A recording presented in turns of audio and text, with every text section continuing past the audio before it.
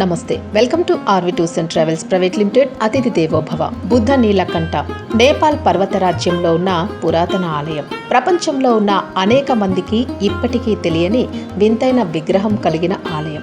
దాదాపు 1400 సంవత్సరాలకు పైగా ఈ ఆలయంలో విగ్రహం నిద్రిస్తున్న భంగిమలో ఉండి నీటిలో తేలియాడుతూ ఆకాశాన్ని చూస్తూ ఉండటం భక్తులను ఆశ్చర్యపరుస్తుంది. కైలాష్ మానస సరోవర్ యాత్రలో సందర్శించి అనేక ప్రసిద్ధ ప్రదేశాలలో ఈ ఆలయం ప్రత్యేకమైనది. ఈ ఆలయానికి సంబంధించి ఇప్పటికీ అనేక కథలు ప్రచారంలో ఉన్నాయి. అసలు అది ఏ ఆలయం, ఆ అడవిలోకి ఆ విగ్రహం ఎలా వచ్చింది, ఇలాంటి అనేక విశేషాలను ఈ వీడియోలో తెలుసుకుందాం.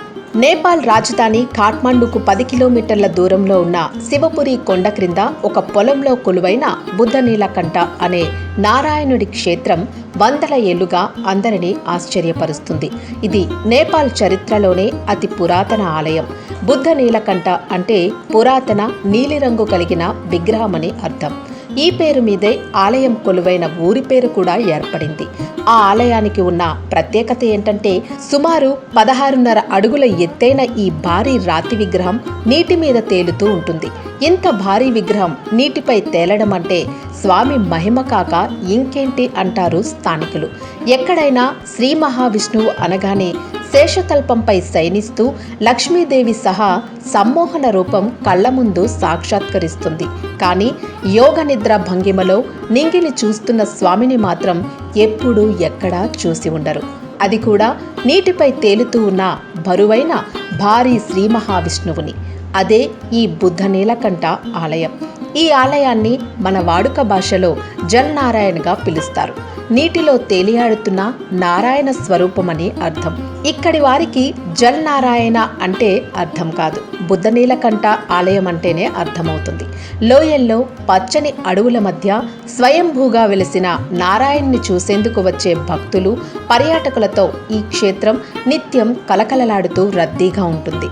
ఎంతో విచిత్రమైన మహత్తు కలిగిన ఇంత భారీ బరువైన రాతి విగ్రహం నీటిపై తేలియాడుతూ భక్తులకు దర్శనమివ్వడం వెనుక ఎన్నో కథలు ప్రచారంలో ఉన్నాయి.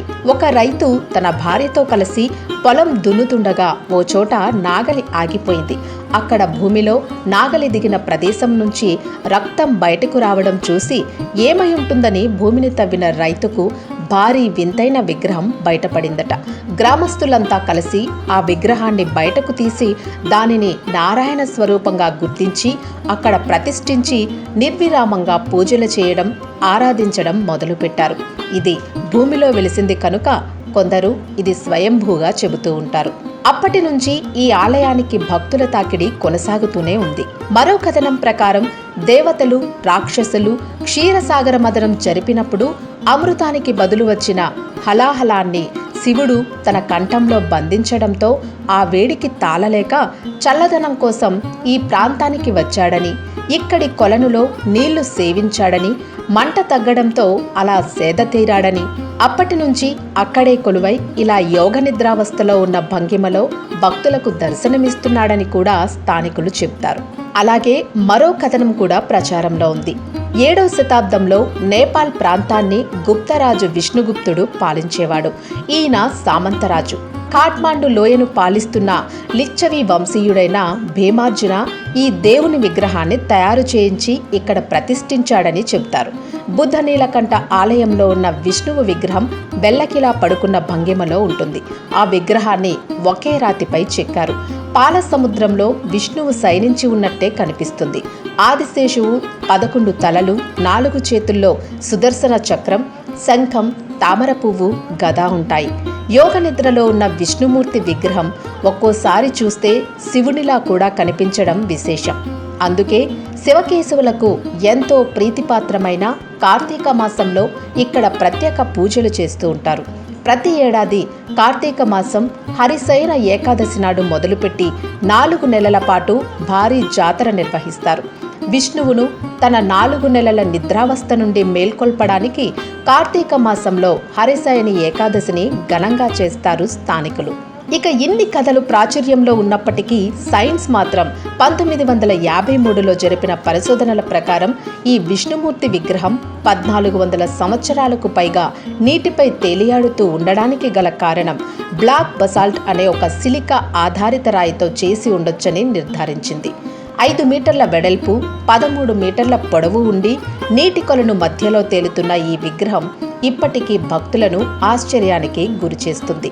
అందుకే ప్రపంచంలో ఎక్కడా లేనటువంటి వింత చరిత్ర కలిగిన ఈ స్వామిని దర్శించుకునేందుకు భక్తులు ప్రపంచం నలుమూలల నుండి వస్తూ ఉంటారు. ఒక్కసారైనా ఆయనను స్పృశిస్తే తమ కష్టాలు పటాపంచలవుతాయని భావిస్తారు.